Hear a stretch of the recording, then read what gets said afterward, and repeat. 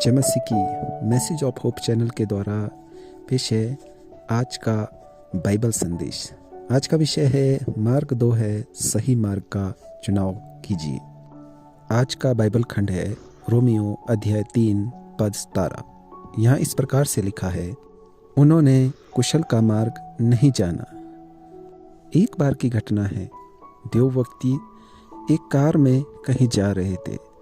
सामने उन्हें 2 रास्ते मिले। एक रास्ते में छोटा सा बोर्ड लगा हुआ था, उसमें लिखा था सावधान, आगे बहुत बड़ा गड्ढा है, इस मार्ग में मत चलिए।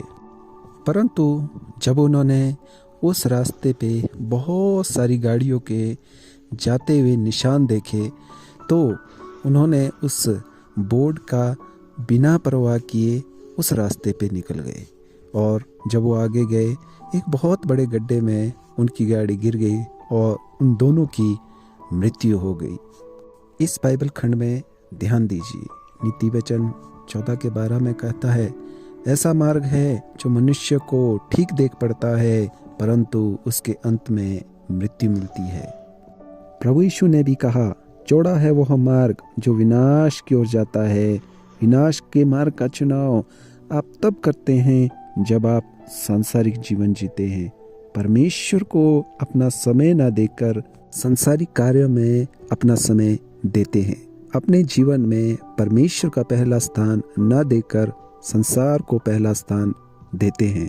प्रतिदिन परमेश्वर के साथ व्यक्तिगत संगति न कर अपने मित्रों के साथ व्हाट्सएप पर, फेसबुक पर सुबह दिन रात समय बिताते हैं। अधिकतर लोग तो आज सुबह उठ के सबसे पहले प्रार्थना करना, वचन पढ़ने को छोड़ करके हम अपना समय मोबाइल में इंटरनेट के साथ बिताते हैं।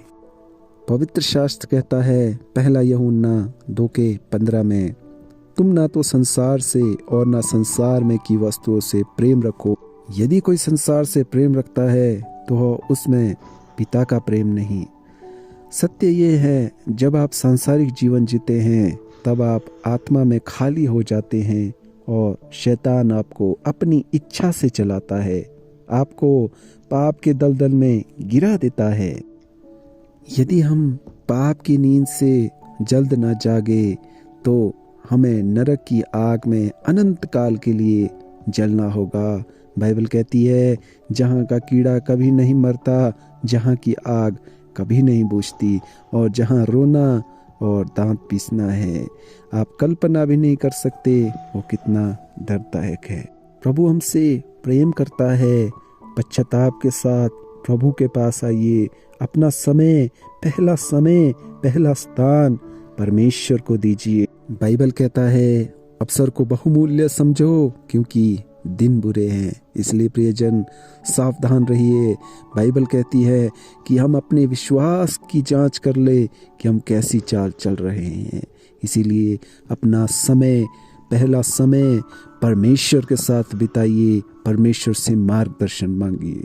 प्रभु आपको इन सब वचनों के द्वारा आशीष दे। जय मसीह की।